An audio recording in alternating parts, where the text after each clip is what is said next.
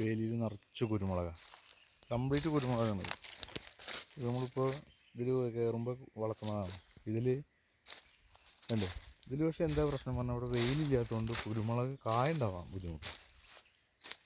ഇവിടെ അങ്ങനെ കുഴപ്പമില്ല അല്ലേ, വെറ്റിലക്കൊടി മാതിരി കുരുമുളക് കംപ്ലീറ്റ് കുരുമുളകാണ്. റബ്ബർ റമ്പിൽ കയറിയിരുന്നു, റബ്ബർ പൊട്ടിച്ചാടി, റബ്ബർ റമ്പിലും കയറുന്നുണ്ട് അല്ലേ. അത് അതൊക്കെ നമുക്ക് വെട്ടാനാകുമ്പോൾ റബ്ബർ ടാപ്പ് ചെയ്യാനാകുമ്പോൾ അതൊക്കെ വെട്ടി ഇതാക്കും. സകല മരത്തിലും കയറിയിരിക്കുകയാണ് കുരുമുളക് കണ്ടില്ലേ. ഈ പറമ്പ് എക്കോ ഫ്രണ്ട്ലിയാണ് അല്ലേ, സകല ആ റബ്ബർ റമ്പ് കയറി കണ്ടില്ലേ. കാട് വെട്ടുമ്പോൾ നമുക്ക് ഒരു ബ്ലേഡ് ഇതായി കഴിഞ്ഞാൽ തട്ടിക്കഴിഞ്ഞാൽ അത് പോയി, അങ്ങനെ ഉണങ്ങുകയും ചെയ്യും കണ്ടില്ലേ, ഉണങ്ങണം.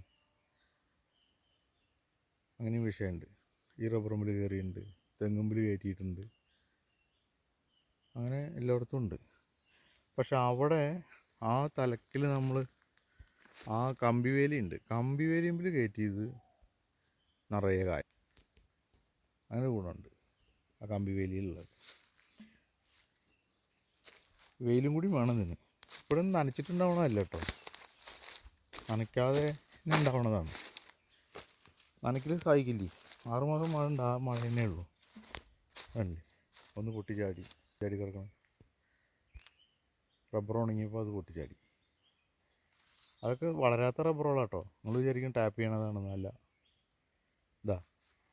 ഇതൊക്കെ വളരാത്ത റബ്ബറാണ്, പക്ഷേ ഇത് കയറിയപ്പോൾ മെല്ലെ പൊട്ടിച്ചാടി ഇങ്ങോട്ട്. വളരാത്ത റബ്ബറാണ് അല്ലേ. ഇത് മുന്നേ കുറേ അറുത്തു ഇപ്പോൾ, കായൊക്കെ ഉണ്ടാവുന്നുണ്ട് അല്ലേ, അവിടെയൊക്കെ ഉണ്ട്. അത് അറക്കാൻ കിട്ടുന്നില്ല, കുറച്ച് ഉയരത്തല്ലേ അല്ലേ. ഇതൊക്കെ അറക്കാരായിരുന്നു, പക്ഷേ പറിക്കാരായിരുന്നു, പക്ഷെ നമുക്ക് എന്ത് ചെയ്യാൻ പറ്റില്ല, അങ്ങോട്ട് കയ്യെത്തില്ല അല്ലേ. മുകളിലൊക്കെ നിൽക്കുന്നുണ്ടോ, നിറയെ ഉണ്ടായിട്ടുണ്ട് അല്ലേ, കുരുമുളക് നിറയെ ഉണ്ടായിട്ട് കാണാണ്ട് വിചാരിക്കുന്നു.